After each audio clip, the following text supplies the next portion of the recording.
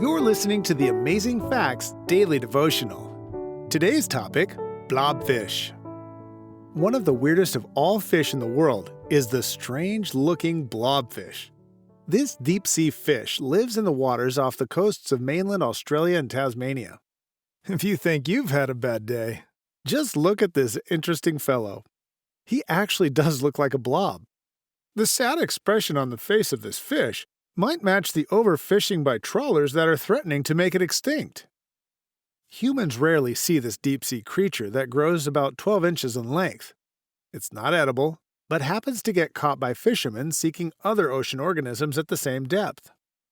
The female blobfish lays thousands of eggs at one time and will stay with her eggs, floating above them or sometimes actually resting on them. It's not uncommon to find a group of blobfish mothers watching over their eggs right next to each other. Scientists are unsure if they strategically hang together for protection or if they are simply too lazy to move away from each other. The blobfish is not one known for expending a lot of energy on anything. Blobfish live between 2,000 and 3,900 feet deep. There is a lot of pressure on sea creatures at this depth. Instead of using a gas-filled bladder to maintain buoyancy, the blobfish has flesh that is like gelatin that is a little less dense than water. This keeps the blobfish floating just above the ocean floor, so it does not expend a lot of energy while slowly moving along the bottom looking for crabs and sea pens to eat. Without much muscle, this fish sort of just eats whatever happens to float in front of its face. The blobfish describes how some Christians live. Instead of actively seeking spiritual food, they eat just about anything that floats by.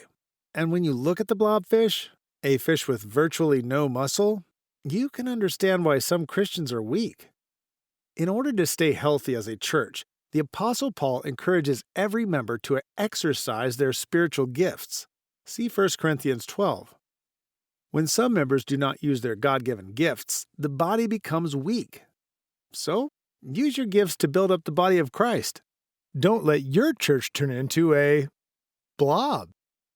Our key Bible text today comes from Ephesians chapter 4 and verse 16.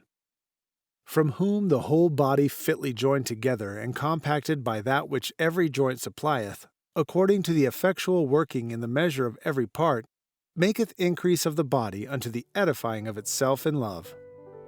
Thank you for listening to the Amazing Facts Daily Devotional.